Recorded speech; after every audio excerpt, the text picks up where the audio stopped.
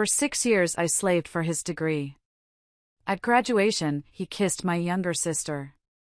She is my true soulmate, he smirked. My parents cheered, finally.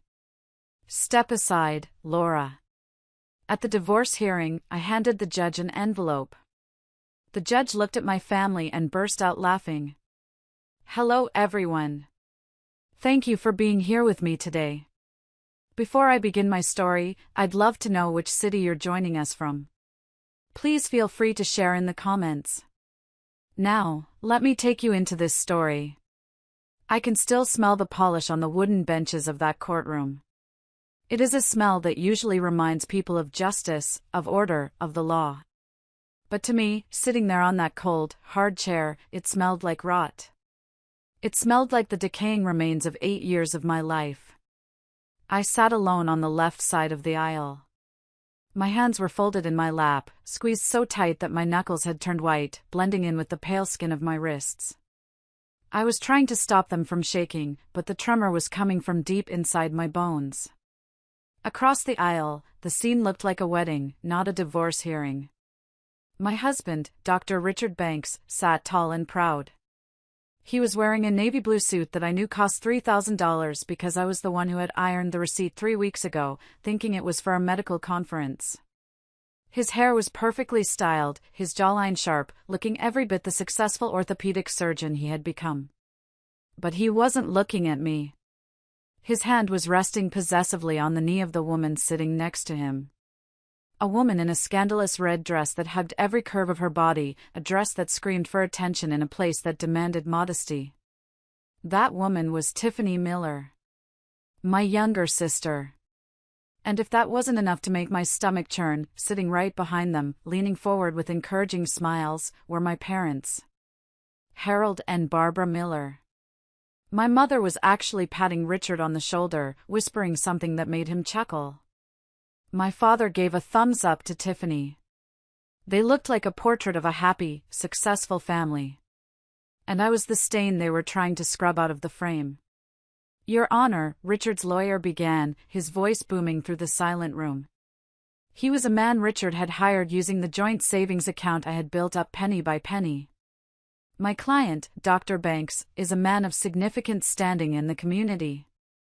His contribution to society as a surgeon is immeasurable. The lawyer paced back and forth, casting a dismissive glance in my direction.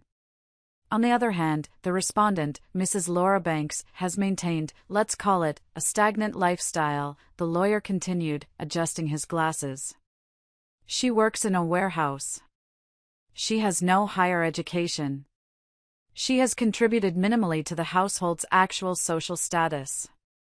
To be frank, Your Honor, the marriage has simply outgrown her. Dr. Banks needs a partner who matches his intellectual and social trajectory. Someone like Ms. Tiffany Miller, who has been a pillar of support for him. A pillar of support. I felt bile rise in my throat. Tiffany hadn't worked a day in her life. She had dropped out of college 3 times. Her support consisted of spending my parents' money on manicures and waiting for Richard to finish the medical school exams that I paid for. Therefore, the lawyer concluded, slamming a file onto the table, we are requesting a swift dissolution of the marriage with no alimony.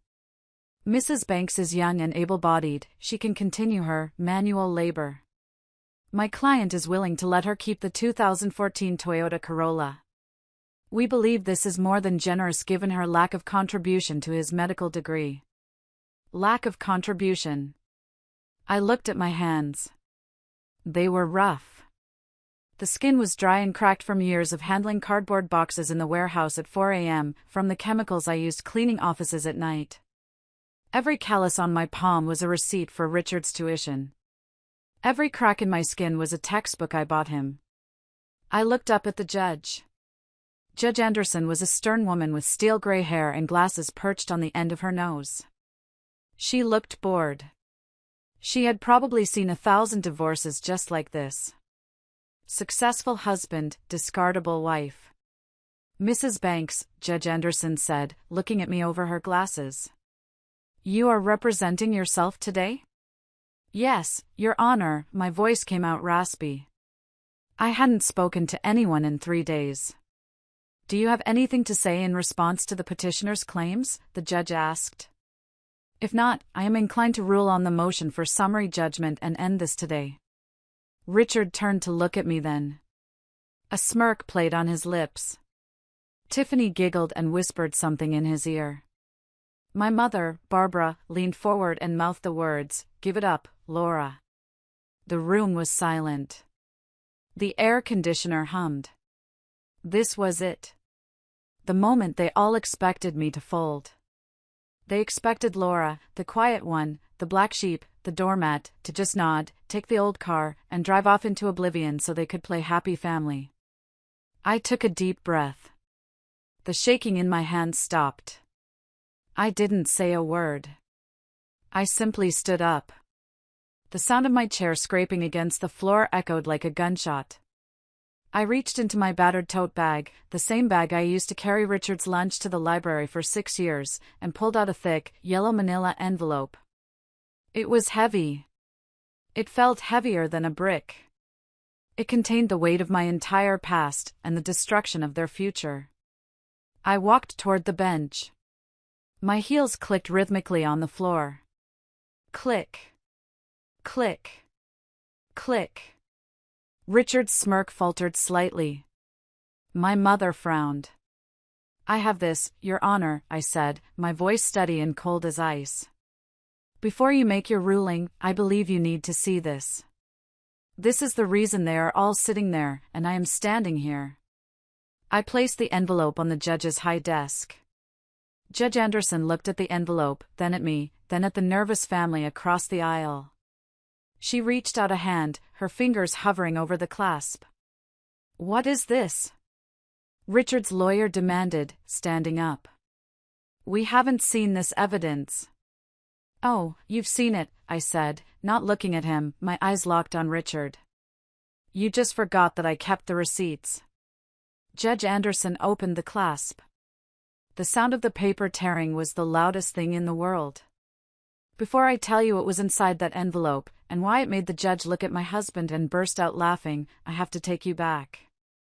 You need to understand how a girl who just wanted to be loved ended up funding her own destruction. Hey everyone, thank you so much for joining me today. I see people tuning in from all over the country. Let me know in the comments where you are watching from. It means the world to me that you're here to listen to my story. To understand why I handed that envelope to the judge, you have to understand who I was 8 years ago. I wasn't this woman with the cold eyes and the sharp tongue. Back then, I was Laura. Just Laura. The good daughter. The quiet one. I met Richard when we were both 24. I was working as a junior clerk in a logistics company, and he was a biology student with a dream of medical school and holes in his shoes. We met at a laundromat. Typical, right? He was trying to figure out how to get a coffee stain out of his only white shirt before a grad school interview. I showed him how to use baking soda and vinegar. He looked at me with these big, desperate brown eyes and said, "You just saved my life." That was the hook. You saved my life. I had grown up in a house where I was invisible.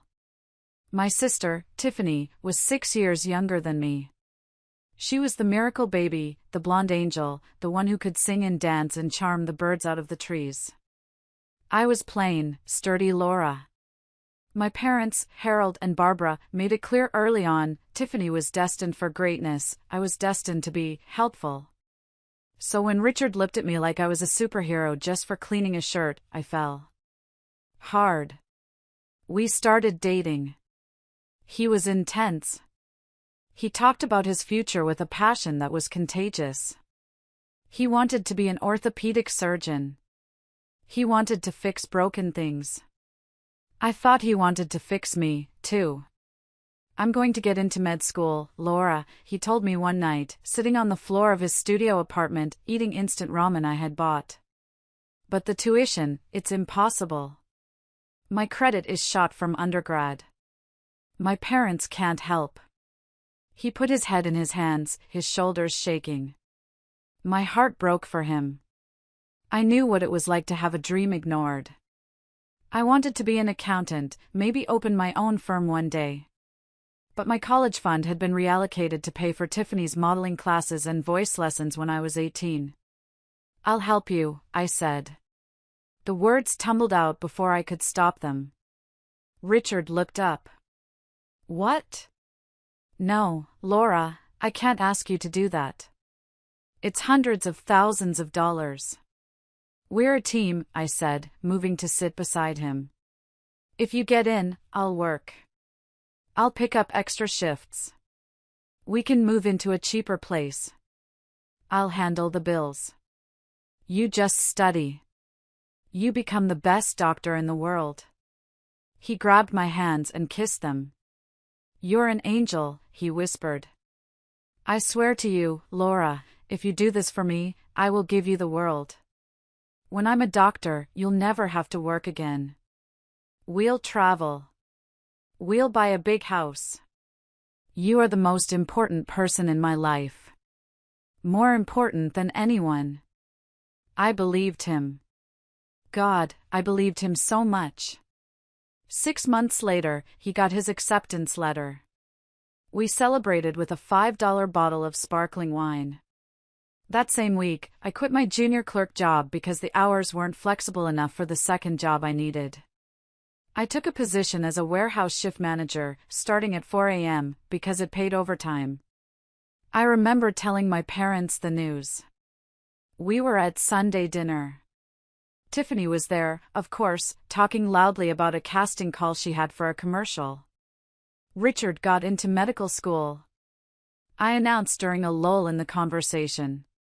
My mother, Barbara, looked up from her plate. "Oh. That's nice.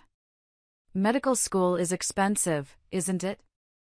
How is he paying for that?" "I'm going to support us," I said proudly. "I'm taking on extra work so he can focus." My father, Harold, chewed his steak slowly. "Well, that's good of you, Laura. At least you're being useful. A doctor in the family would be a nice change of pace." "Yeah," Tiffany chimed in, popping a grape into her mouth. "Imagine having a brother-in-law who's a surgeon. That would be so hot.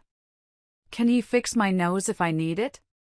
"He's going to be an orthopedic surgeon, Tiff," I said. "Bones. Not plastic surgery." "Same thing," she waved her hand dismissively. "So, does this mean you're going to be poor for 10 years? "It means we're investing in our future," I said, feeling defensive. "Well," my mother said, wiping her mouth. "Just make sure he actually finishes, Laura. Don't waste your time if he's not smart enough." That night, I went home and applied for a third job, stocking shelves at a grocery store on weekends. I was determined to prove them wrong. I was determined to show them that Richard and I were going to be the power couple of the family. Little did I know, I wasn't building a future. I was digging my own grave and handing the shovel to the people I loved most. The first 2 years were hard, but we were happy. Or I thought we were. I was working 60, sometimes 70 hours a week. Richard was studying constantly. I learned to be quiet in our tiny one-bedroom apartment. I learned to walk softly so I wouldn't disturb him. I learned to eat cold dinners standing over the sink so I wouldn't make noise with silverware. But then, things started to shift. Subtle changes. The way he looked at my hands. The way he talked about his classmates. And most dangerously, the way my family started looking at him.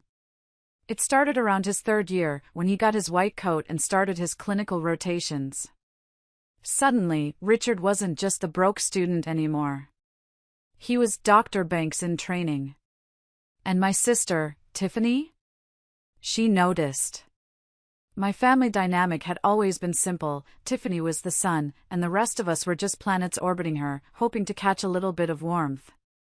Tiffany was 22 when Richard started his clinical rotations. She had dropped out of college again, bored with interior design, and was currently finding herself while living rent-free in my parents' guest house. She spent her days at the gym, at the salon, or shopping with my mother's credit card. I, on the other hand, looked 10 years older than my actual age. The warehouse shifts were brutal. My back ached constantly.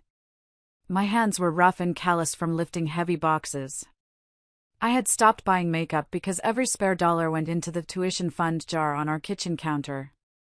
The shift happened at Thanksgiving during Richard's 3rd year. Usually, my parents tolerated Richard. But now that he was wearing scrubs and talking about surgeries, they rolled out the red carpet. "Richard, come sit here by me," my mother cooed, patting the seat at the head of the table, a spot usually reserved for my father. "Tell us about the hospital. Is it like Grey's Anatomy?" Richard beamed. He loved the attention. He launched into a story about a patient with a fractured femur. I was in the kitchen, finishing up the gravy and mashing the potatoes, because Tiffany didn't want the steam to ruin her blowout. When I finally brought the food out, sweating and tired, nobody looked at me. They were all staring at Richard. And Richard was staring at Tiffany. She was wearing a tight cashmere sweater that looked incredibly soft. She was leaning forward, her chin resting on her hand, listening to Richard with wide, admiring eyes. "Wow, Richard," Tiffany breathed. "You're so brave. I faint if I see a paper cut. I don't know how you do it. You must have such strong hands." She reached out and touched his forearm. Just a light touch. But I saw Richard flinch, not away from her, but into her touch. "It takes focus," Richard said, his voice dropping an octave. "But I like taking care of people." "Laura," my father barked, snapping me out of my trance. "The gravy is getting cold. Sit down." I sat. I looked at my husband. I picked up that extra shift at the diner for next week, I whispered to him, trying to remind him of our partnership, of our reality. "So we can pay for the board exams." Richard frowned, looking annoyed that I had interrupted his moment. "Okay, Laura." "Great. Can we not talk about money while we're eating?" "Yeah, Laura," Tiffany laughed. "Don't be such a downer. Richard is talking about saving lives." Actually, my mother interjected, looking critically at me. "Laura, you look exhausted. And that sweater, is that the one you wore last Christmas?" "It's pilling." "I haven't had time to shop, Mom," I said quietly. "I'm working 3 jobs." "Well, you should make time," she sniffed. "Look at Tiffany. She takes care of herself. A man like Richard needs a wife who presents well. You don't want to embarrass him at hospital functions, do you?" "She's fine, Barbara," Richard said, but he didn't look at me. He looked down at his plate. He didn't defend me. He didn't say, "She looks this way because she's working herself to death for me." That was the crack in the foundation. Over the next few months, Tiffany started showing up at our apartment. "I just needed a quiet place to study my lines for this acting class," she'd say, letting herself in while I was getting ready for my night shift. I would come home at 2 a.m. from cleaning offices, smelling like bleach, and find empty wine glasses in the sink. 2 of them. "Oh, Tiffany stopped by," Richard would say vaguely, not looking up from his textbooks. "She helped me quiz for the anatomy exam. She's actually pretty smart, you know." "She helped you with anatomy?" I asked, feeling a cold knot in my stomach. "Don't be jealous, Laura." "It's pathetic," Richard snapped. "She's your sister. She's just being supportive. Unlike you, who's always too tired to even ask how my day was." "I'm tired because I'm paying the rent, Richard. And I'm studying to give us a future." "Stop counting pennies, Laura. You have no vision." The gaslighting had begun. One afternoon, I came home early from the warehouse because I had thrown out my back lifting a crate. I could barely walk. I hobbled into the apartment, hoping Richard could maybe help me with an ice pack. I found them in the living room. Richard was shirtless, doing push-ups. Tiffany was sitting on his back, counting for him, laughing hysterically. 31. 32. Come on, doctor, push. They froze when they saw me. Laura. Richard scrambled up, his face flushed. You're home early. We were just working out, Tiffany said, sliding off him, smoothing her hair. She didn't look guilty. She looked annoyed that I had interrupted. On my husband's back? I asked, leaning against the doorframe for support. God, Laura, take a joke, Tiffany rolled her eyes. He said he needed to build stamina for surgery. I was helping. My back is out, I said, tears stinging my eyes. I need help. Richard looked at me. He looked at my messy hair, my work uniform covered in dust, my posture bent with pain. Then he looked at Tiffany, glowing with sweat, vibrant and alive. I have to get back to the library, Richard said coldly, grabbing his shirt. Tiffany, do you want a ride? I can drop you off. Sure, Tiffany smiled. Bye, Laura. Feel better. They left me there. I lay on the floor of the living room I paid for, icing my back with a bag of frozen peas, listening to the silence. I told myself I was crazy. I told myself they were just family. I told myself Richard loved me. But deep down, I knew. The thief wasn't breaking into my house in the middle of the night. The thief was invited in, and she was wearing my sister's face. The next 3 years were a blur of exhaustion. I became a machine. I stopped feeling. I just worked. My schedule was brutal. 4 a.m. to 12 p.m., warehouse manager.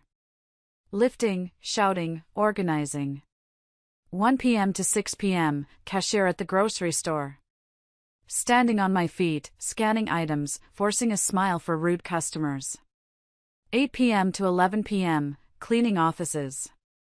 Emptying trash cans, scrubbing toilets, vacuuming floors.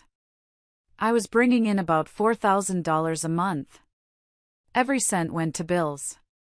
Our rent, Richard's tuition installments, his books, his food, his car insurance, his gas. I kept $50 a month for myself. Just enough for cheap coffee and feminine products.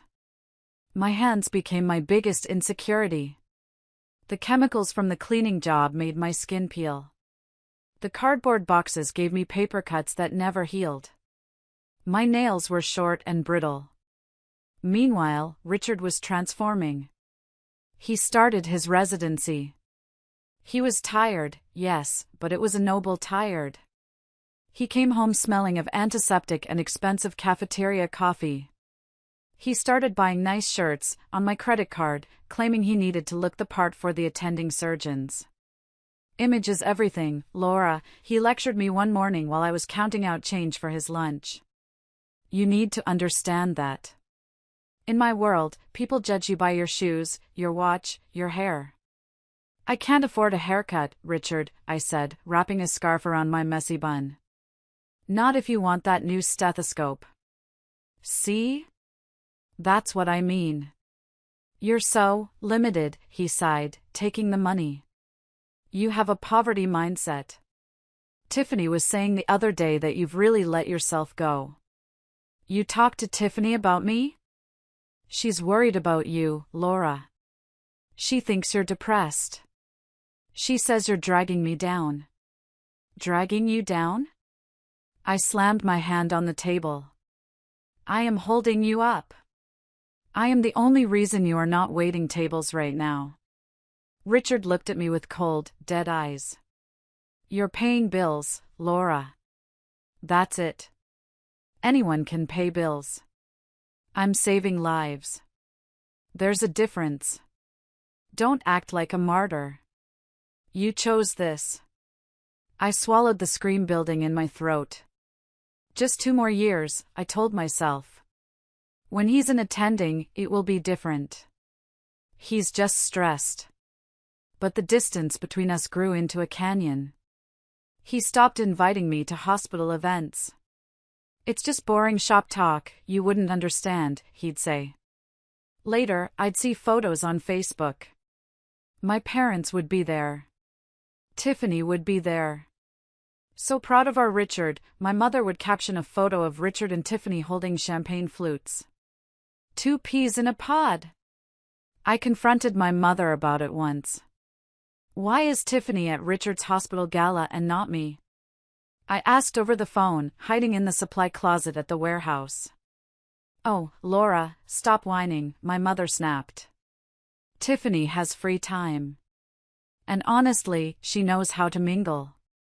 You get so awkward in crowds. We're just helping Richard network. You should be thanking your sister for stepping in where you can't. Thanking her for dating my husband in public. But the worst part wasn't the neglect. It was the financial secrecy. In the last year of his residency, I noticed odd withdrawals from our joint account. $200 here. $500 there. Emergency supplies, Richard said. Study materials, he claimed. One day, I found a receipt in his jeans pocket while doing laundry. It wasn't for books. It was for a bracelet. A Swarovski crystal bracelet. Cost $450. My heart stopped. My birthday had passed 2 months ago. I hadn't gotten anything. I waited for him to come home. I put the receipt on the table. Who is this for? I asked, my voice shaking. Richard didn't even blink. He poured himself a glass of water. It's for your mom. Her 60th birthday is coming up, remember? I wanted to do something nice from both of us. Since you never have time to shop. I felt a wave of relief so strong it almost knocked me over. Of course. It was for Mom.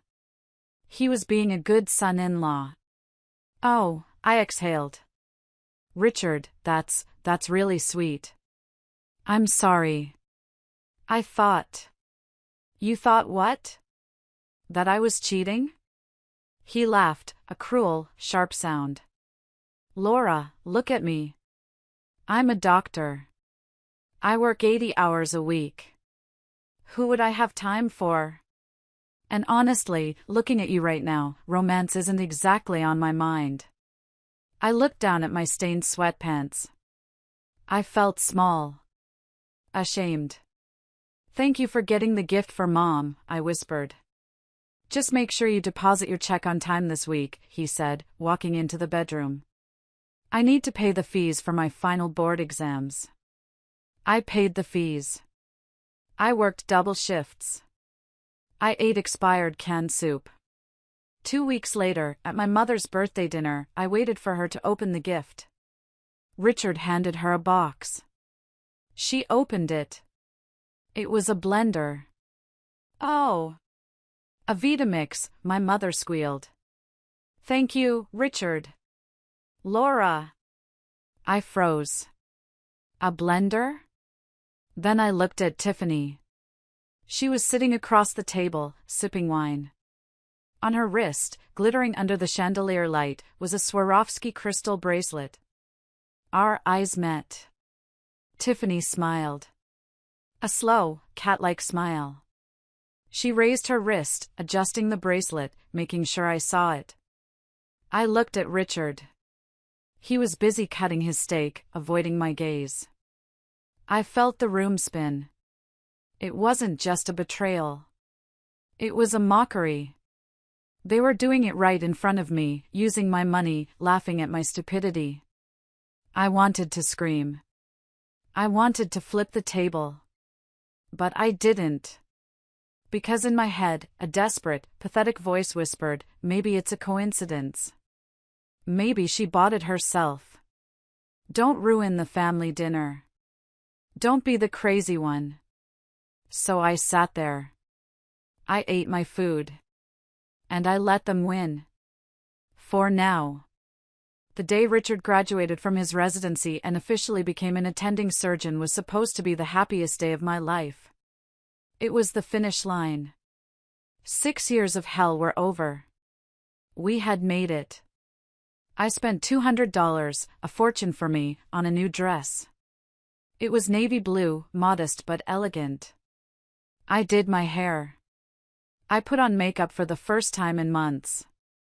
I looked in the mirror and tried to find the pretty girl Richard had met in the laundromat. She was there, buried under layers of fatigue, but she was there. I drove to the ceremony in our old Toyota. Richard had gone early with my parents and Tiffany in my father's SUV. Not enough room, they had said. When I arrived at the auditorium, I searched for them. I found them in the front row. I tried to squeeze in next to my mother. "Laura, there's no space here," my mother hissed, placing her purse on the empty seat next to her. "This is for Tiffany's bag. She's wearing silk, she can't hold it on her lap. Go find a seat in the back." "Mom, I'm his wife," I whispered, humiliated as people around us watched. "Don't cause a scene," my father grumbled. "Just go sit somewhere else. You can see him just fine from the balcony." I climbed the stairs to the balcony alone. I watched my husband walk across the stage from 50 rows back. When they called Dr. Richard Banks, I cheered. I cheered so loud my throat hurt. I was the only one cheering for him up there. Down below, I saw Tiffany jump to her feet, blowing kisses. After the ceremony, there was a reception in the garden. I found Richard surrounded by colleagues and their wives. He looked radiant. Powerful. I walked up to him, smiling, reaching for his hand. "Richard! You did it! We did it!" He pulled his hand away slightly, adjusting his cuff. "Hey, Laura." "Yeah. Thanks." He didn't hug me.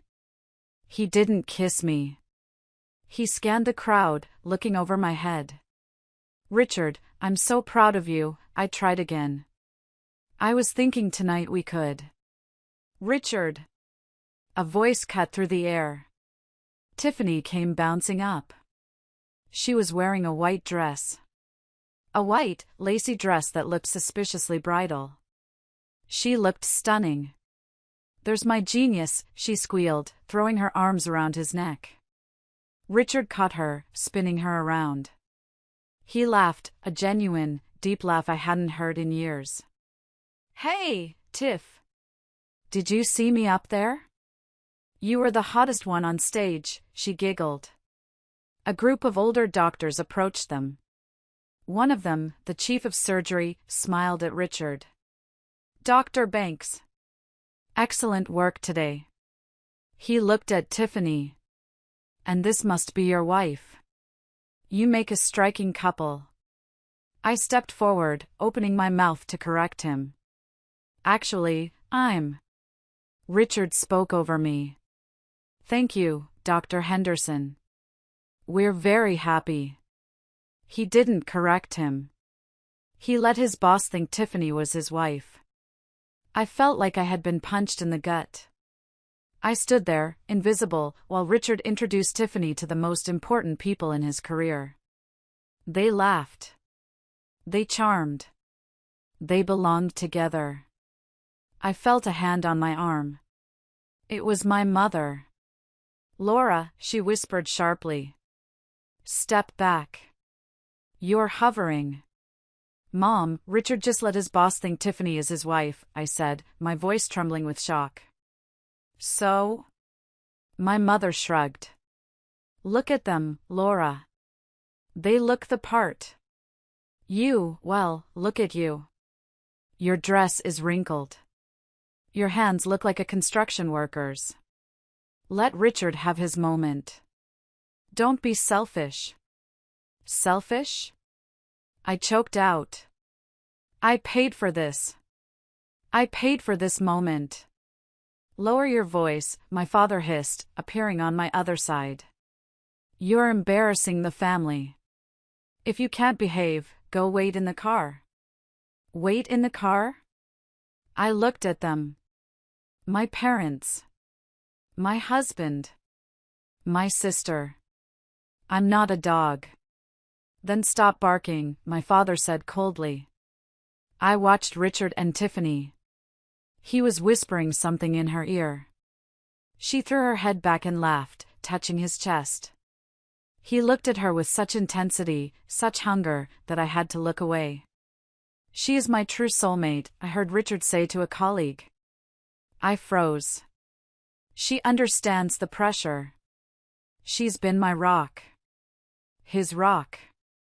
I turned around and walked away. I walked out of the garden, past the happy families, past the balloons. I went to the old Toyota Corolla that I had paid off 3 times over while fixing its engine with duct tape. I sat in the driver's seat and gripped the steering wheel. I didn't cry. I was past crying. I felt a cold, hard clarity settling in my chest. I wasn't a wife. I wasn't a daughter.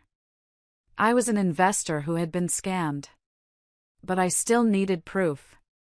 Absolute, undeniable proof. Because I knew my family. If I accused them without a smoking gun, they would call me crazy.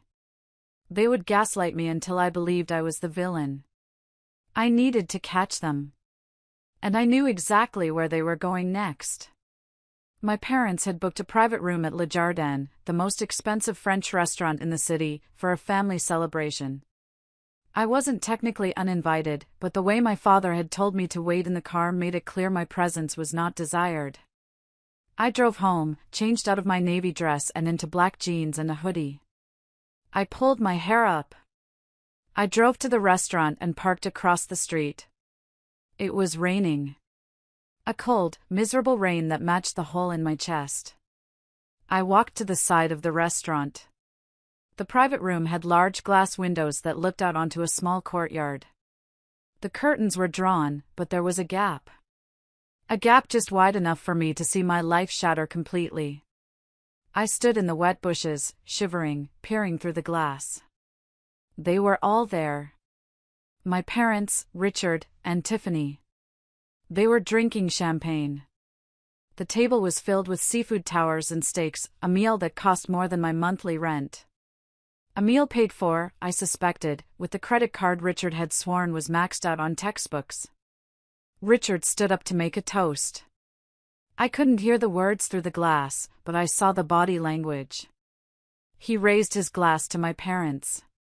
They beamed at him. He turned to Tiffany. The look on his face changed. It softened. He reached into his pocket and pulled out a small velvet box.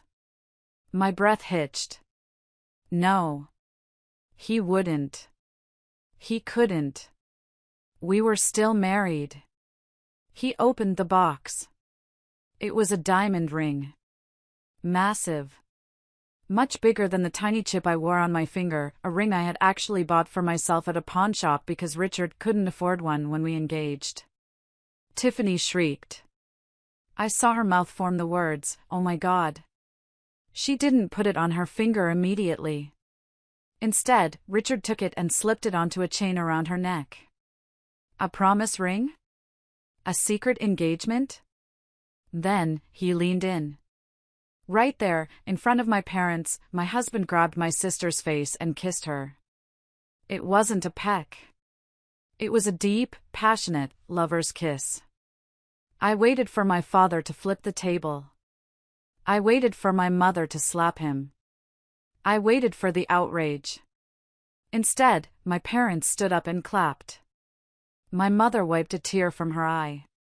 My father shook Richard's hand vigorously while Richard still had his arm around Tiffany's waist. The window was slightly open at the top for ventilation. I stepped closer, pressing my ear against the cold brick wall. Finally, I heard my mother's voice. Finally, we can stop pretending. You two are perfect together. I was so worried Laura would ruin tonight, Tiffany said, fingering the diamond on her necklace. She's like a leech. She just won't let go. Don't worry, baby, Richard said. His voice was smooth, confident. I've talked to the lawyer. We'll offer her a small settlement. She's tired. She's broken. She'll take the money and leave. She doesn't have the fight in her. Just make sure it's done quickly, Richard, my father said sternly. We want a real wedding for Tiffany. A big one. Not that courthouse garbage you had with Laura. Step aside, Laura, my mother laughed, clinking her glass with Tiffany's. It's Tiffany's time now. Let them be happy. I felt the vomit rise in my throat. I turned away from the window and retched into the bushes. My stomach heaved until there was nothing left but acid. They had planned this. All of them. My parents weren't just condoning it, they were orchestrating it. They had used me as the pack mule to carry Richard across the finish line, and now that he was a prize stallion, they were handing the reins to Tiffany. I was the surrogate wife. The placeholder. The bank account with a pulse. I wiped my mouth with the back of my hand. I looked at the window one last time. Richard was feeding Tiffany a strawberry. They looked like monsters. Beautiful, well-dressed monsters. I ran back to my car. I drove blindly, tears finally streaming down my face, blinding me. I screamed until my voice gave out. I didn't go back to the apartment. I knew Richard wouldn't be there anyway. He would be at my parents' house, in the guest room with Tiffany. I drove to the only place I could think of. The 24-hour warehouse where I worked. I sat in the parking lot, staring at the gray concrete building that had stolen my youth. She doesn't have the fight in her, Richard had said. He was right.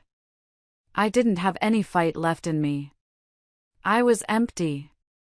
But as the sun began to rise over the industrial park, casting long shadows across the asphalt, I realized something. Nature abhors a vacuum. When you empty a person of love, hope, and kindness, something else rushes in to fill the void. Rage. Cold, calculating, nuclear rage. I wasn't going to just take the money and leave. I was going to burn their perfect little world to the ground. But first, I had to give them one last chance to hang themselves. I waited until the next afternoon. I knew Sunday lunch was a ritual at my parents' house. I drove over there, my eyes dry and gritty from lack of sleep. I walked in without knocking. I still had a key, though I suspected not for long. They were in the living room. The scene was domestic bliss. Richard was reading the paper. Tiffany was painting her nails. My mother was arranging flowers. They all froze when I walked in. I looked like a wreck, same clothes as yesterday, hair wild, eyes red. Laura, my mother said, putting down a rose. Her tone was annoyed, not concerned. You look terrible. Where have you been? Richard was worried. Was he? I looked at Richard. He didn't look worried. He looked caught. Were you worried, Richard? Or were you busy celebrating with your soulmate? The room went deadly silent.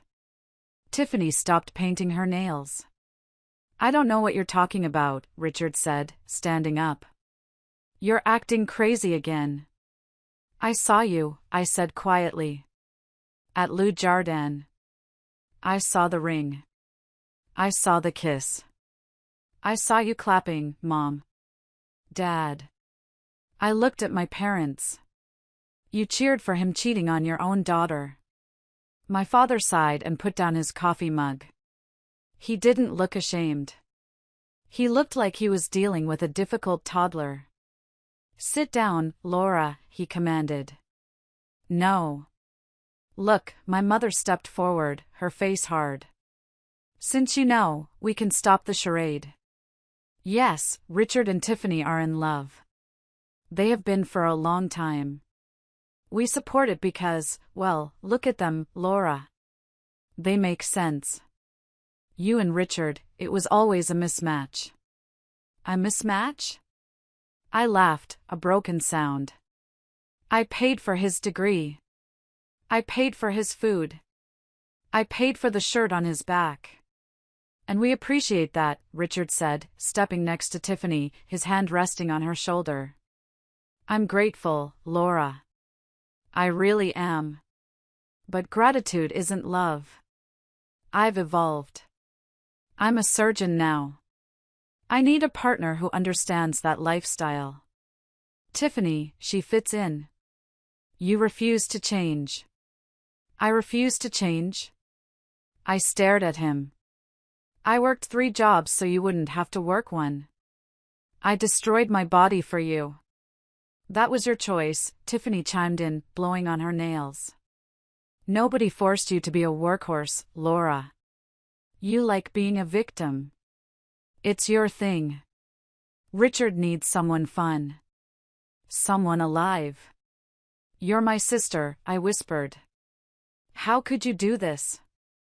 Tiffany shrugged. We can't help who we love. Besides, you always knew you were the practice wife. Everyone knew. The cruelty took my breath away. Practice wife. Here's the deal, Richard said, his voice businesslike.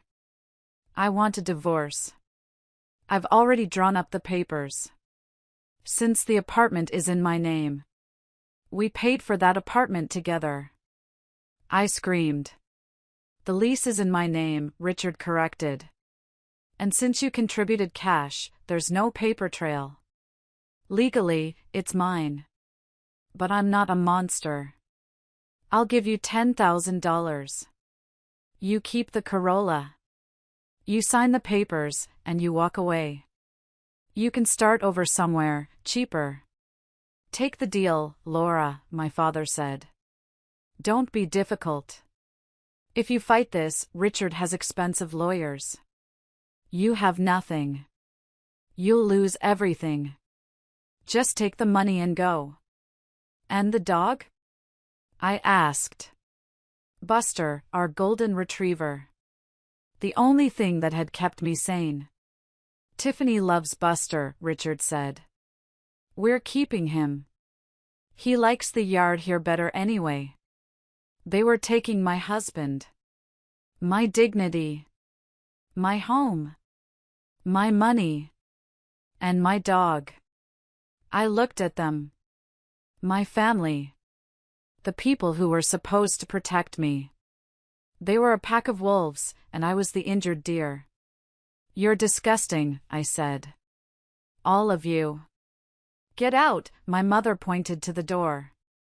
If you're going to be abusive, leave. We're trying to have a nice Sunday. I'll leave, I said. But you're going to regret this. I promise you. Oh, Laura, Tiffany laughed.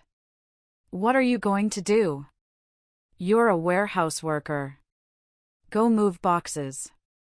Leave the thinking to the smart people. I walked out. I got into my Toyota. I drove away. I didn't have a plan yet.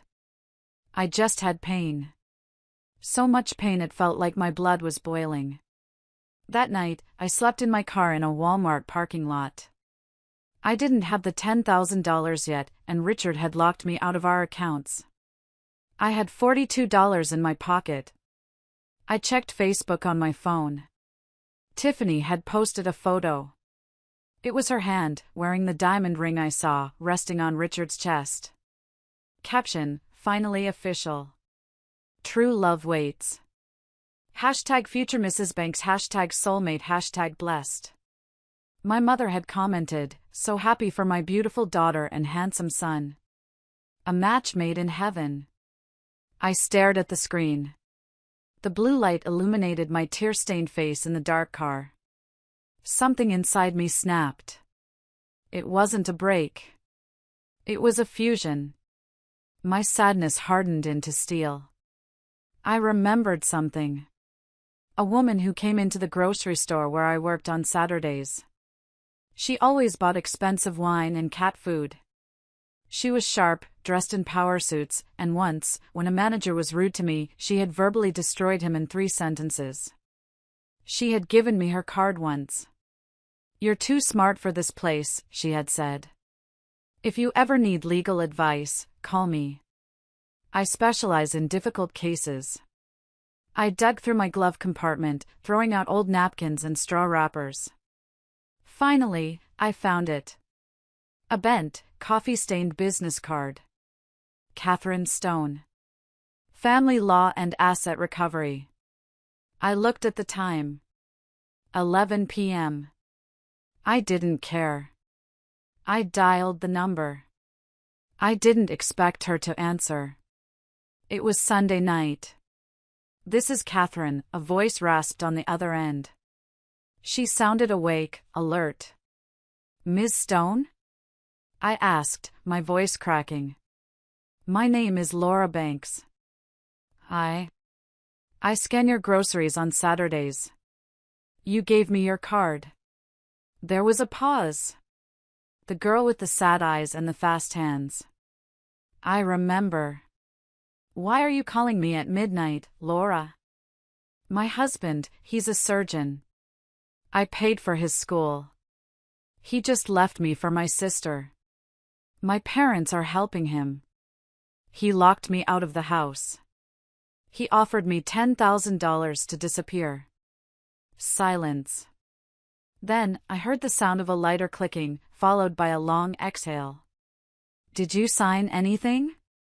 Catherine asked sharply. "No." "Good. Where are you?" "Walmart parking lot." "In my car." "Drive to my office." 4th Street. I'm usually there until 2 a.m. Bring everything you have.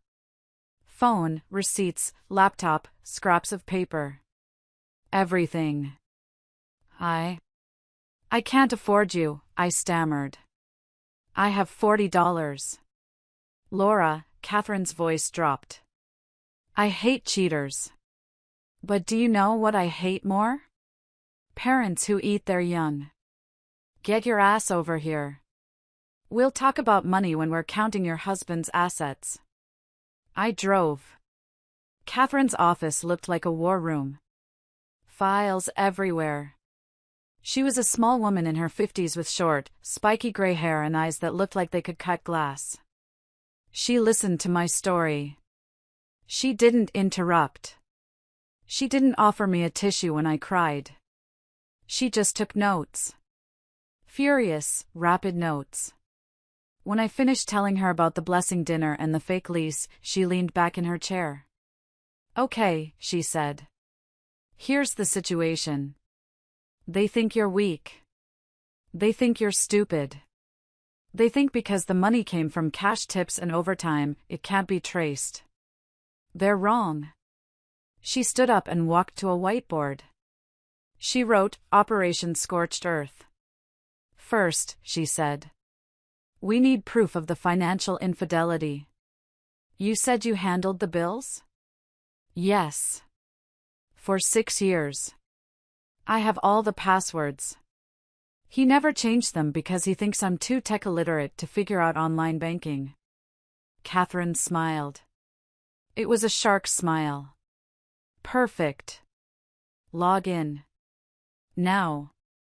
We spent the next 4 hours downloading everything. Bank statements. Credit card histories. Venmo transactions. And that's when we found it. "Wait," I said, squinting at the screen. "What is this transfer? Consulting fee?" Richard had transferred $5,000 to an account named TM Designs 2 years ago. Then another. Then another. "TM," Catherine muttered. "Tiffany Miller?" "She doesn't have a design business," I said. "She dropped out." "Look at the dates," Catherine pointed. "Every time he transferred money to her, it matches a withdrawal from your joint savings account for tuition. My blood ran cold. He wasn't paying tuition? "He took out student loans for the tuition, Laura," Catherine said, her eyes widening as she cross-referenced the loan documents we found in his email. "See? He took the full loan amount. But he told you he didn't get the loan, so you had to pay cash." I felt dizzy. "So, where did my money go?" He was pocketing your money, Catherine said, typing furiously. He was taking your cash, pretending to pay the school, but actually funneling it into a secret account. And look who is the co-signer on that secret account. She turned the screen toward me. Account holder, Richard Banks. Authorized user, Barbara Miller. My mother. My mother? I gasped. My mother helped him steal from me? It gets worse, Catherine said, clicking on a folder named Property Deed in his cloud storage. Do you recognize this address? 550 Riverview Drive? That's the luxury condo my parents bought as an investment property last year. They said they were renting it out. Read the deed, Laura. I leaned in. Owners, Richard Banks and Tiffany Miller. They didn't buy it, Catherine said, her voice trembling with suppressed rage. Richard bought it. With the money he stole from you over 6 years. And he put Tiffany's name on it. Your parents just pretended it was theirs to cover the trail. I sat back, the room spinning. It wasn't just an affair. It was a long con. A 6-year heist. My husband, my sister, and my parents had built a luxury life for themselves using my sweat, my back pain, and my stolen dreams. They legally own $1 million condo, I whispered. And I'm sleeping in a car. Catherine stood up and slammed her hand on the desk. Not for long. Laura, wipe those tears. We aren't going to just divorce him. We are going to send him to prison. She reached into her drawer and pulled out a fresh yellow manila envelope. We are going to put every single piece of this evidence into this envelope, Catherine said. And we are going to wait.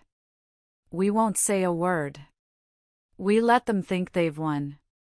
We let them walk into that courtroom arrogant and proud. She handed me the envelope. And when the moment is right, she said, you are going to bury them. And that brings us back to the courtroom. To the moment Judge Anderson opened the clasp. To the moment the laughter began. The discovery of the life insurance policy in the middle of the night changed the temperature of the room. Catherine's office, usually a sanctuary of controlled chaos, suddenly felt cold. We weren't just looking at a divorce case anymore. We were looking at a timeline that ended with my funeral. They bet on your death, Catherine had said. But as we sat there under the buzzing fluorescent lights, digging deeper into the digital paper trail, a terrifying question began to form in the back of my mind. If you bet on a horse to lose, you don't just watch the race. You hamstring the horse. Catherine, I said, my voice barely audible over the hum of the computer server. Go back to the credit card statements. The ones from last year. Which ones? The jewelry store? The flights? No. The pharmacy. The compounding pharmacy on 4th Street. Catherine clicked through the files. Here. November. December. January. Recurring charges of $85. Why? I felt a phantom wave of nausea roll over me, a sensation I had grown intimately familiar with over the last 2 years. Richard started bringing me vitamins last year. He said I looked pale. He said my warehouse shifts were depleting my iron levels. He insisted I take them every morning. He watched me take them. Catherine turned slowly in her chair to face me. Her eyes were sharp, dangerous. And how did those vitamins make you feel, Laura? Tired, I whispered. So tired. I thought it was the work. But it was a heavy tiredness. Brain fog.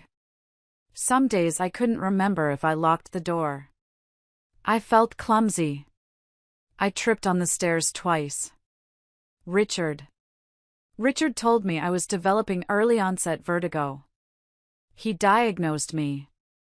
He's an orthopedic surgeon, not a neurologist, Catherine snapped. She grabbed her phone and dialed a number. It's 4 a.m., but I don't care. I need a favor. She spent the next 10 minutes speaking in rapid-fire legal jargon to someone on the other end. When she hung up, she looked at me with an intensity that frightened me. "We need a hair follicle test. Now. The lab opens at 6 a.m. My contact is going to rush it."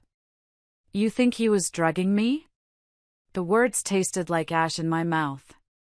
"I think a man who takes out $1 million insurance policy on his wife, forges a deed to make himself the beneficiary of her assets, and then insists on administering daily specialized medication is not doing it out of love. I think he was keeping you weak. I think he was prepping you for an accident that would cash out that policy." We spent the hours before dawn not sleeping, but strategizing. Catherine was a machine. She pulled my parents' financial records next. We needed to understand why. Why would a mother and father sell out their own daughter? The answer was pathetic and simple: gambling.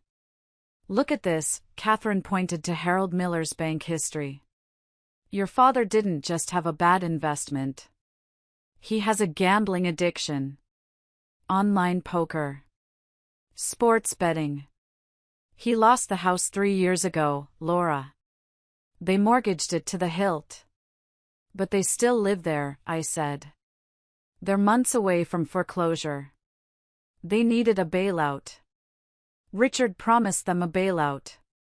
He paid off their immediate debts with your tuition money, and in exchange, they gave him you. They gave him your credit score, your labor, and your blind trust." My mother knew. The realization hit me harder than the drug accusation. My mother knew I was being bled dry, and she held the bucket. All those times she told me I looked tired and haggard, she wasn't concerned. She was monitoring the effects of the poison. At 6 a.m., we went to the lab. The technician cut a lock of hair from the back of my head. "We'll know in 24 hours, Catherine said as we walked out into the gray morning light. "If this comes back positive for sedatives or heavy metals, Richard Banks is never seeing the light of day again." But the universe wasn't done throwing punches. As I walked to my car in the parking lot, my phone buzzed. It was a notification from my employer, the warehouse. "Urgent, disciplinary hearing required regarding missing inventory." I froze. "Catherine." She looked at the text over my shoulder. "Missing inventory?" I manage the high-value cage. "Electronics. Laptops. Nothing has ever gone missing on my watch." "Until today," Catherine said grimly.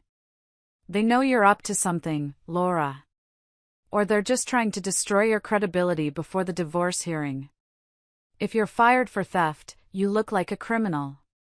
It ruins your character witness." Richard knows my boss, I realized. They play golf together. "Of course they do," Catherine checked her watch. "You go to that meeting. You deny everything. Do not sign anything. I'm going to make a phone call to the district attorney. We need to accelerate the timeline. We can't wait 2 weeks for the hearing. We need to file for an emergency injunction." "I have to go back to work?" I asked, panic rising in my throat.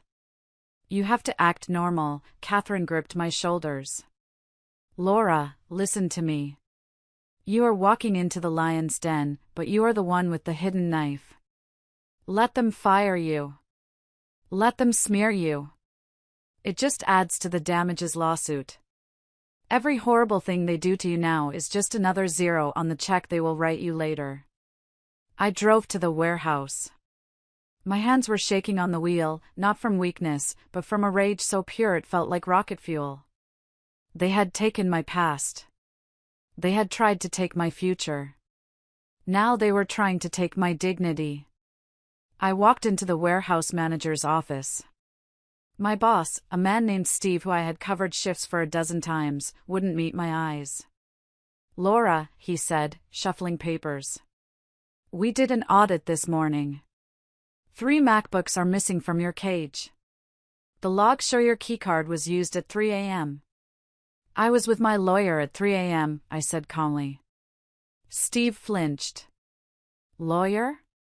Look, we don't want to get the police involved.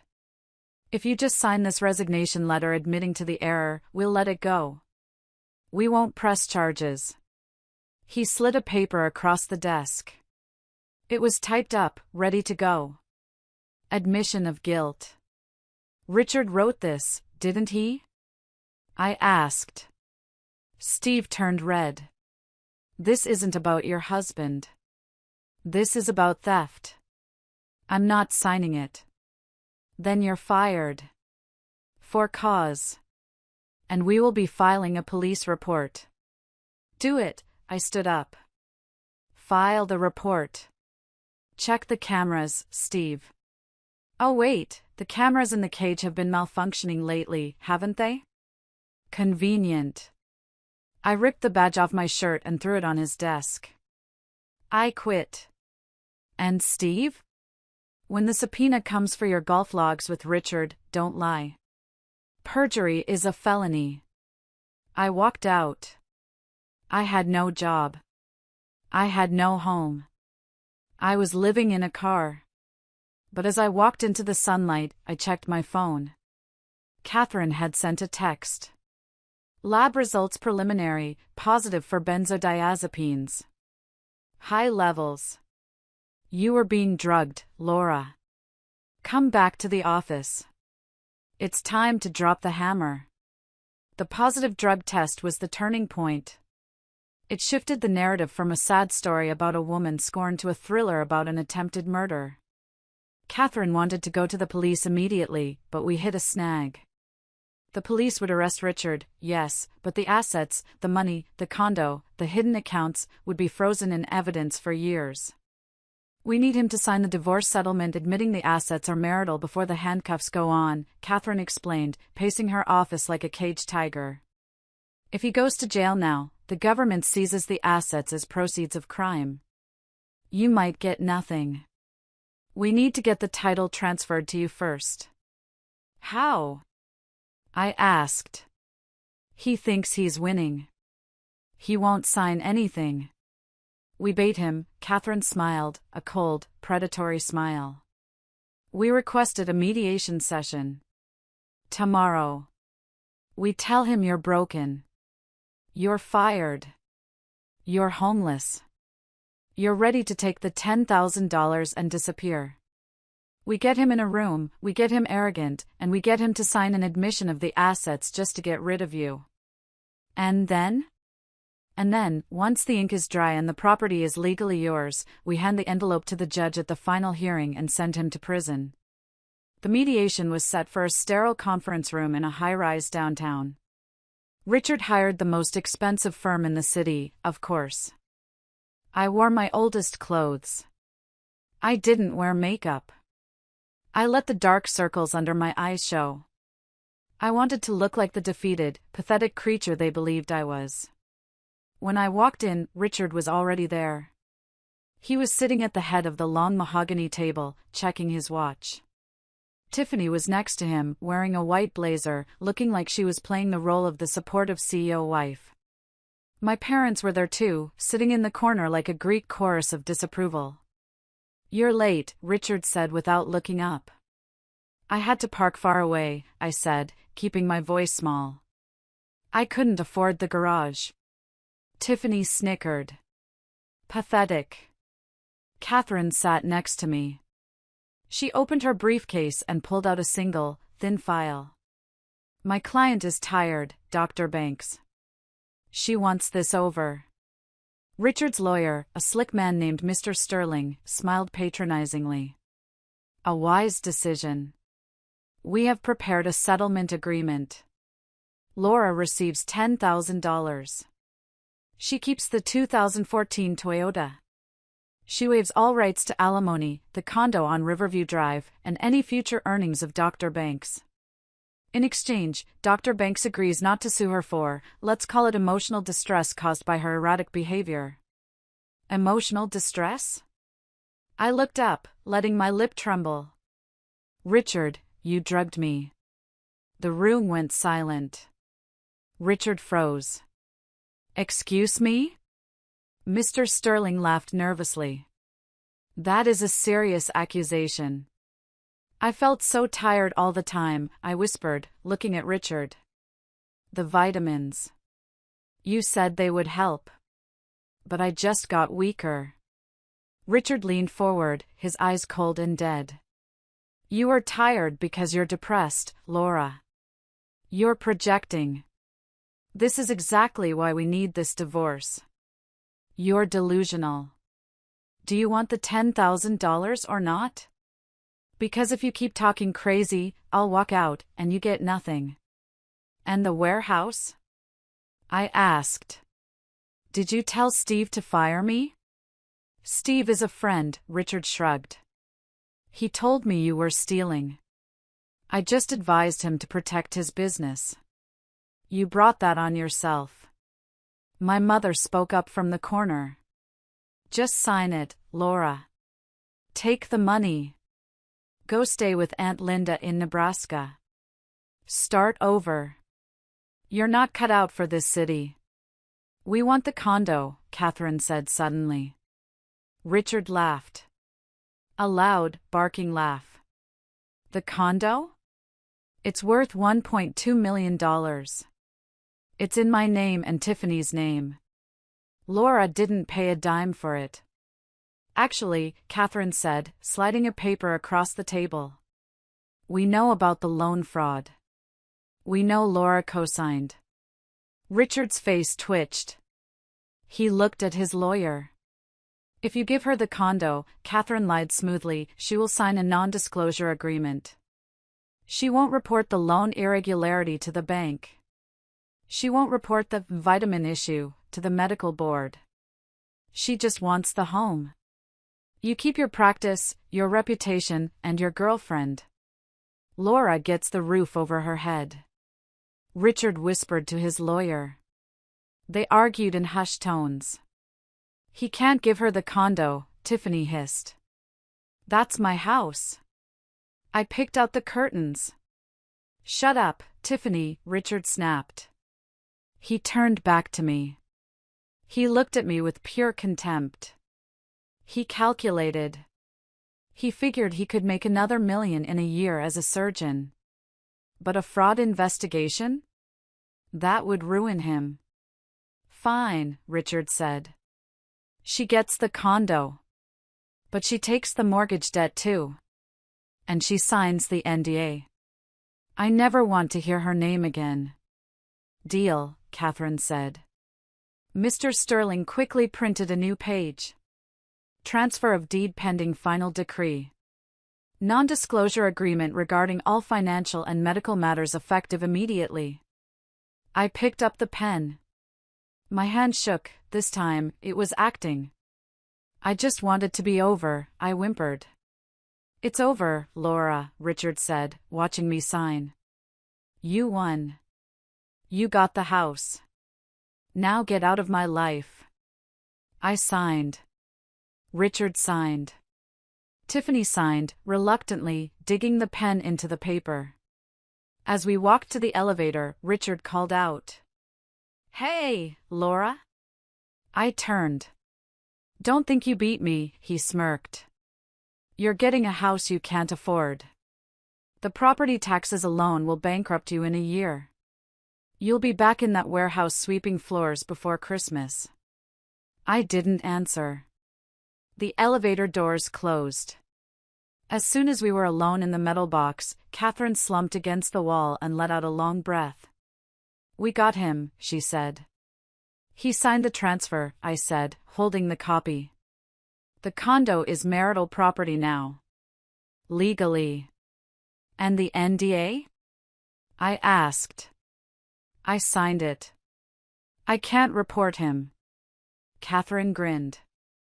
An NDA that covers illegal acts is void ab initio. You can't contractually agree to hide a felony. He just signed a confession that he owns the condo to keep you quiet about fraud. He handed us the evidence of his own coercion. So the police. The police are going to love this, Catherine said. But we wait for the final hearing. We let the judge invalidate the NDA on public record. We let him think he's safe for 48 more hours. I went back to my car that night, but I didn't sleep. I sat with the folder. I had the deed. I had the toxic report. I had the life insurance policy. I thought about Richard's smirk. You're getting a house you can't afford. He didn't realize that the price of that house wasn't money. The price was his freedom. And he had just paid in full. The day before the final hearing, my family decided to twist the knife one last time. I received a text from my father. Laura, come by the house. We need to pick up the rest of your boxes from the attic. We're clearing everything out for Tiffany's things. It was a trap. I knew it. But I also knew I needed one last piece of evidence. The life insurance policy original document. Gary, the whistleblower, said my father kept the physical copy in his safe. If I could get that, the case went from circumstantial to ironclad. I drove to my childhood home. The house looked the same, perfectly manicured lawn, the white picket fence. The facade of the American dream, rotting from the inside. I walked in. My mother was in the kitchen, packing boxes. My boxes. My old yearbooks, my clothes from high school, my trophies, the few I had. There she is, my mother said without turning around. The homeowner. I hope you're happy, Laura. You blackmailed your sister out of her house. It wasn't her house, Mom. It was bought with my money. Money, money, money, my father walked in, shaking his head.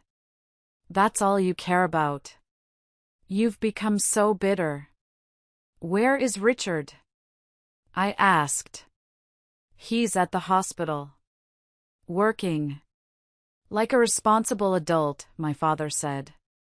Listen, Laura. We're disappointed in you. But we're family. We want to offer you an olive branch. He gestured to the dining table. There was a pie. Apple pie. My favorite. Sit down, my mother said, her voice softening. Let's have some pie. For old time's sake. Before you go live in your big, lonely tower. I looked at the pie. I looked at my mother. Did Richard give you the recipe for this pie? I asked. My mother froze. What? The vitamins, I said. The ones that made me sleepy. Did you put them in the pie too? My father's face went red. How dare you? We are trying to be nice. I'm not hungry, I said. I just want my boxes. They're in the study, my father grunted. Go get them yourself. I walked into the study. This was it. The safe was behind the painting of the ship, just like in a bad movie. My father was predictable. I knew the combination. It was Tiffany's birthday. June 14th, 95. I waited until I heard them arguing in the kitchen. She's suspicious, Harold. She knows something. She doesn't know anything. She signed the NDA. She's just being a brat. I turned the dial. Click. Click. Click. The safe opened. Inside, there were stacks of cash. Passports. And a blue folder. I opened the folder. Prudential Life Insurance. Insured, Laura Banks. Beneficiary, the Miller Family Trust. There it was. I pulled out my phone and took photos of every page. I couldn't take the physical file, they would know. I put it back. I closed the safe. My heart was hammering against my ribs like a trapped bird. I had the last nail. As I walked back into the kitchen, Tiffany walked in through the back door. She was holding a wedding magazine. Oh, she stopped when she saw me. You're here. Gross. Hi, Tiffany, I said. I felt strangely calm. I had the photos. I had the power. I hope you enjoy the condo, Tiffany sneered. It has bad energy anyway. Richard and I are going to build a new house. A bigger one. On the lake. With the money he makes this year. I'm sure you will, I said. You should start packing for that trip. What trip? The long one, I said. My mother slammed a box onto the counter. Just take your trash and leave, Laura.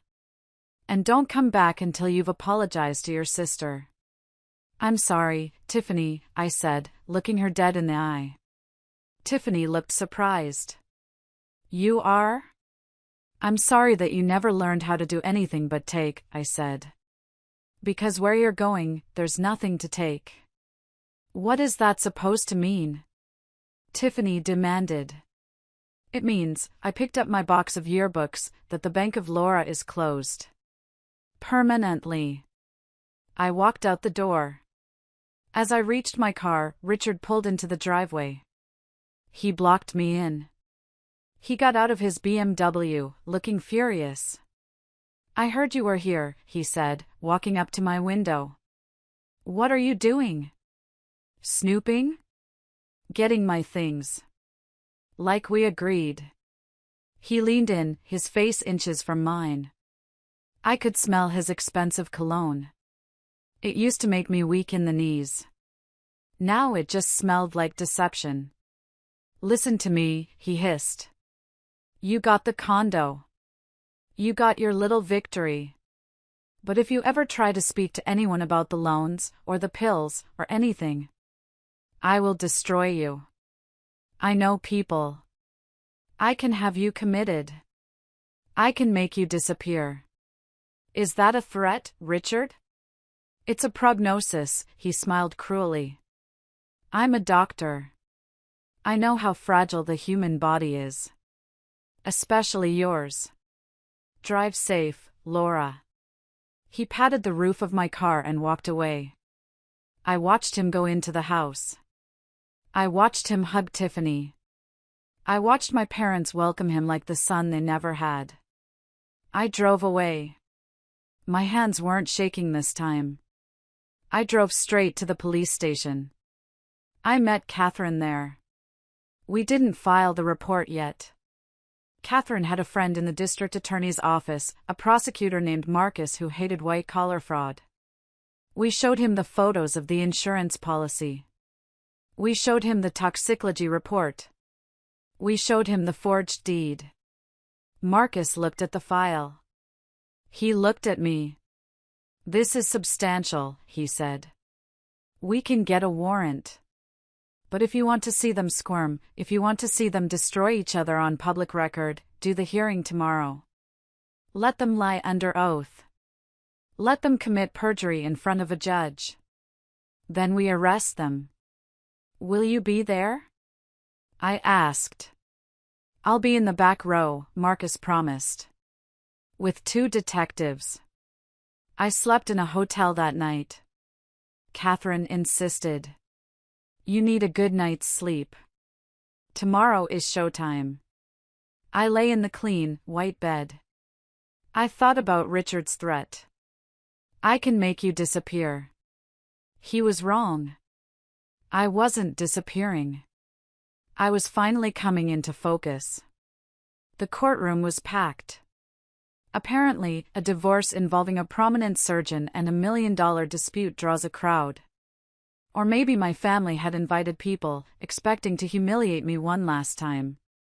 I sat alone at the plaintiff's table. Catherine was beside me, arranging her stacks of paper with geometric precision. Richard sat with his lawyer, Mr. Sterling. Tiffany was in the front row, wearing a cream-colored suit that screamed innocence. My parents were behind her.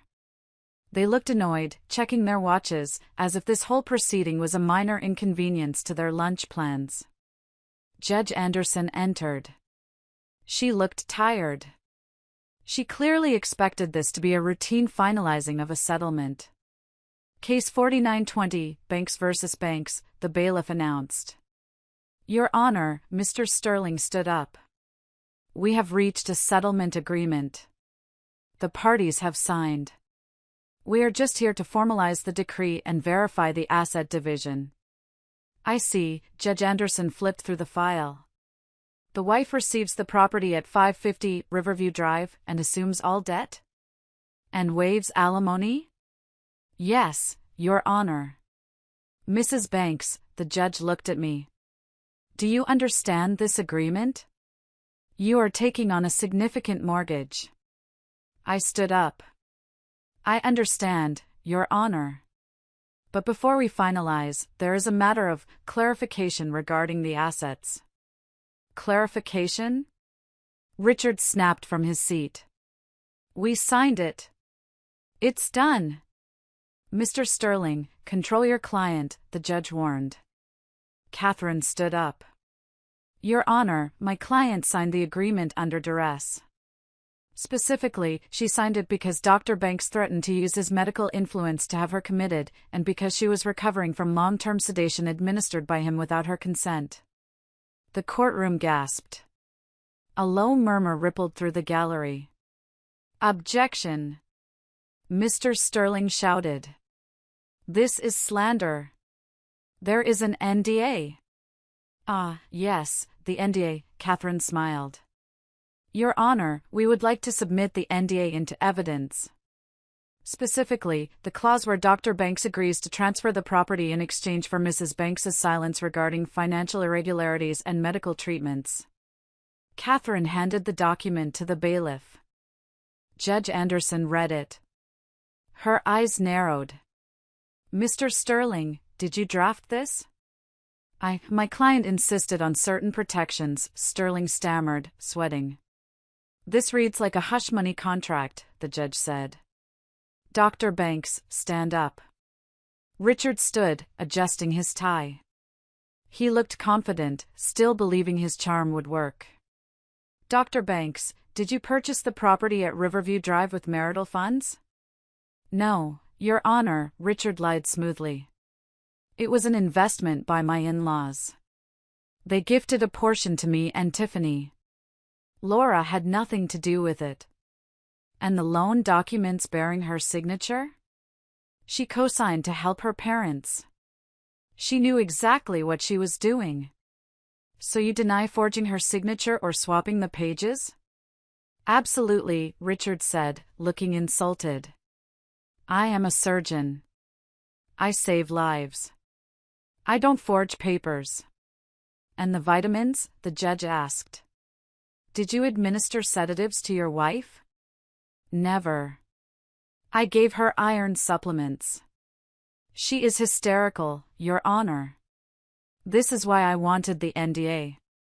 To stop her from spreading these crazy conspiracy theories. I looked at the back of the room.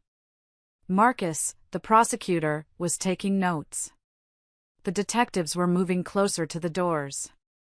So, to be clear, the judge said, leaning forward. You swear under penalty of perjury that you did not defraud your wife, you did not poison her, and you did not conspire with her parents to steal her assets? I swear, Richard said, placing his hand on the Bible that sat on the clerk's desk. And you, Ms. Miller? The judge looked at Tiffany. Do you swear the same? Tiffany stood up, looking nervous. I swear. Laura is just jealous because Richard loves me. And Mr. and Mrs. Miller? My parents stood up. We just wanted to help our children, my father said. Laura is the problem here. Catherine touched my arm. Now. I picked up the heavy yellow envelope. Your Honor, I said, walking to the bench. Since everyone has sworn under oath, I would like to introduce Exhibit A through Z. This is the timeline of the truth. I handed over the envelope. Judge Anderson opened it. She saw the toxicology report first. Benzodiazepines, she read aloud. 50 times the therapeutic dose. Richard's face went white. She turned the page. A report from the Notary Public Commission confirming the stamp on the deed was stolen and the date is falsified. My father grabbed his chest. This time, he wasn't faking. She turned the page. A copy of a life insurance policy on Laura Banks, dated 5 years ago. Beneficiary, the Miller Trust. With a text message from Harold Miller to Richard Banks dated last week, when does the policy mature? We need the cash. The silence in the room was absolute. It was the silence of a bomb about to go off. Judge Anderson looked up. She wasn't laughing this time. She was trembling with fury. Dr. Banks, she said, her voice a low growl. You just lied to my face. You lied to the court. And you seemingly attempted to murder your wife by slow poisoning while betting on her death. No! Richard shouted. That's fake. She forged it.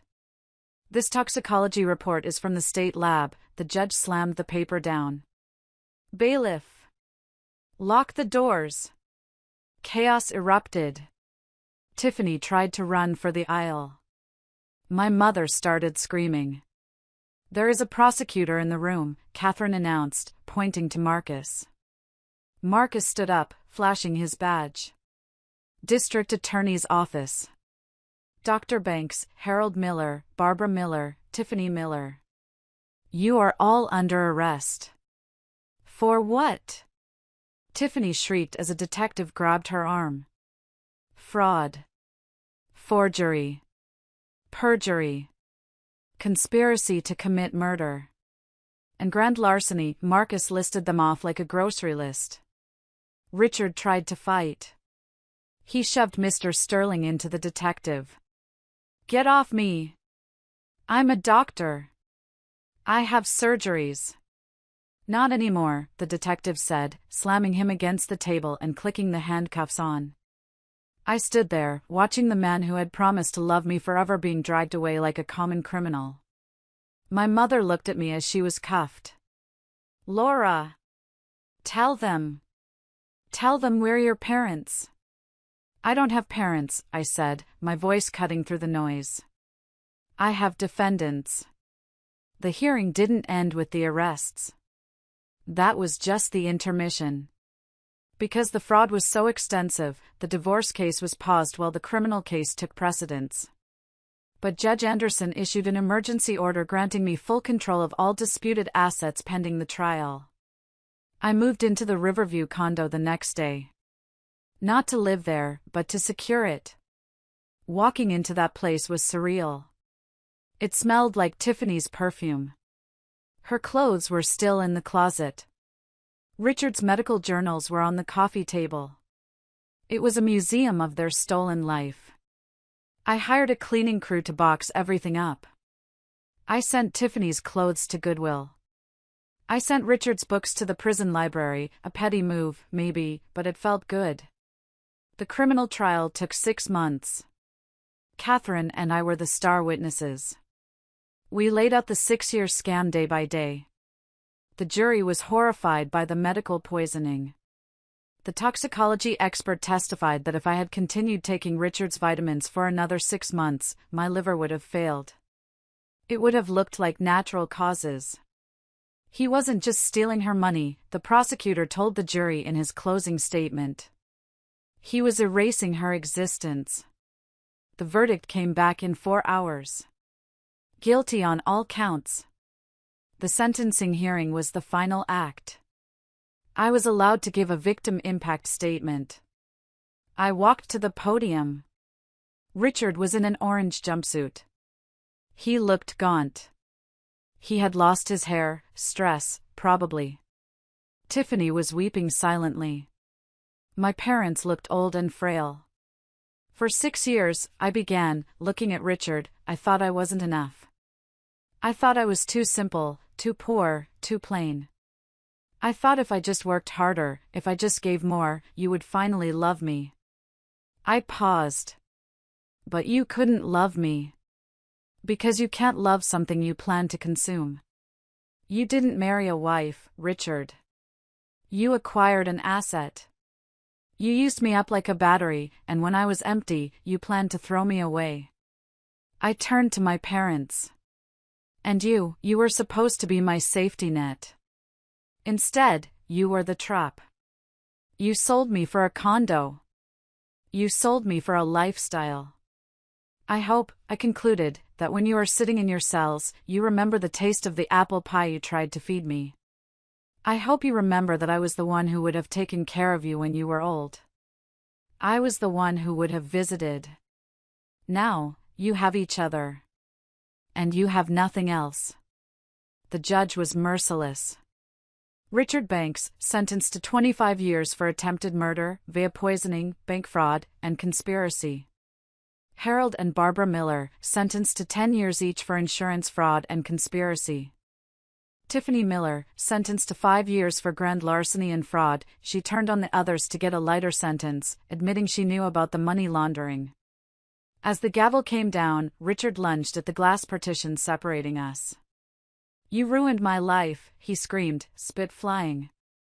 "I was a surgeon. I was a god." "You are a parasite," I said softly. The guards dragged him away. That was the last time I saw his face. After the trial, the assets were liquidated. The condo was sold. The hidden accounts were seized and returned to me as restitution. The life insurance policy was voided. I walked out of the courthouse a wealthy woman. Millions in assets recovered. But I felt heavy. I drove to the cemetery. Not to visit a grave, but to bury someone metaphorically. I stood under a large oak tree and buried my wedding ring. I buried the tuition fund jar I had kept as a souvenir. "Goodbye, Laura the doormat," I whispered. "Hello, Laura the survivor." It has been 3 years since the heavy steel doors slammed shut on my family. People ask me if I miss them. They ask, "How can you live without your parents? Your sister?" I tell them the truth, I was living without them long before they went to prison. I was living with ghosts who ate my food and spent my money. Now, I just don't have to pay for their haunting. I didn't stay in the city. Too many memories. Too many shadows on the street corners where I used to work. I moved north. I bought that cottage by the ocean I told you about. I named it the Sanctuary. The money allowed me to heal. Real healing. I spent a year in therapy, untangling the knots of guilt and worthlessness my parents had tied in my soul. I learned that no is a complete sentence. I learned that my value isn't calculated by how much pain I can endure. I opened my bakery, the Golden Hour.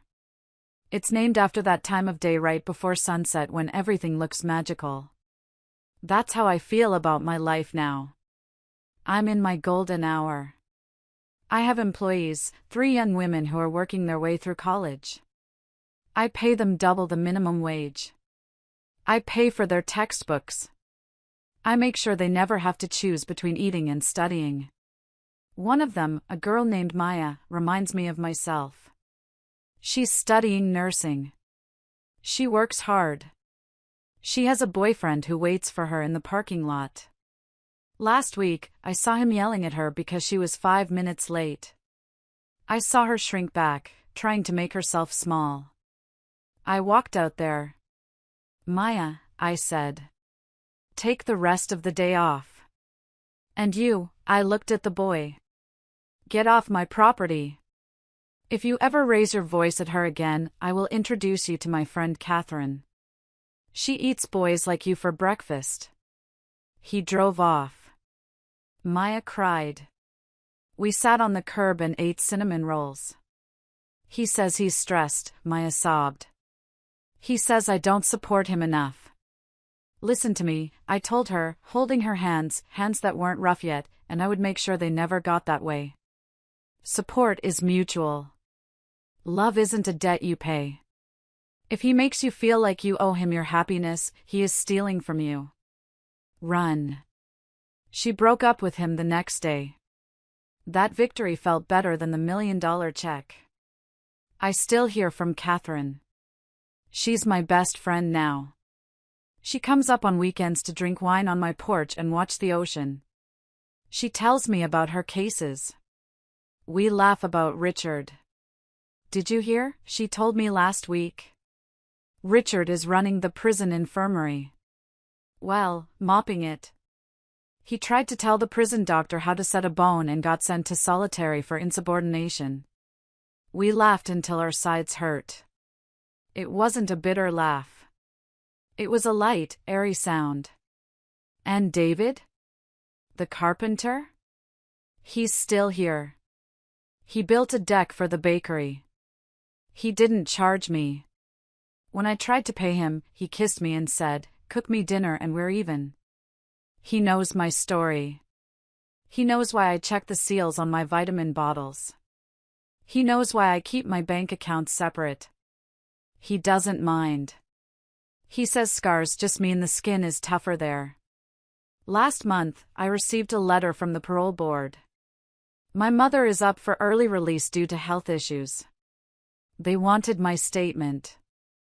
I sat at my kitchen table, looking at the ocean. I thought about the pie. I thought about the have fun kids text. I wrote 2 sentences. Barbara Miller is a danger to the financial and physical safety of those she claims to love. I recommend she serve her full sentence. I mailed it. I didn't feel guilty. If you are listening to this, and you are currently setting yourself on fire to keep someone else warm, stop. Look at the ash around your feet. Is that what love looks like? Look at the accounts. Look at the texts. Trust your gut. If you feel tired, if you feel drained, if you feel like you are disappearing, wake up. There is a yellow envelope waiting for everyone. You just have to be brave enough to fill it with the truth. My name is Laura Banks. I was a victim. I was a fool. But now I am the author of my own life. And let me tell you, the ending is beautiful. If my story gave you the courage to stand up for yourself, please hit that like button and share it. Let's make sure no one else has to learn this lesson the hard way.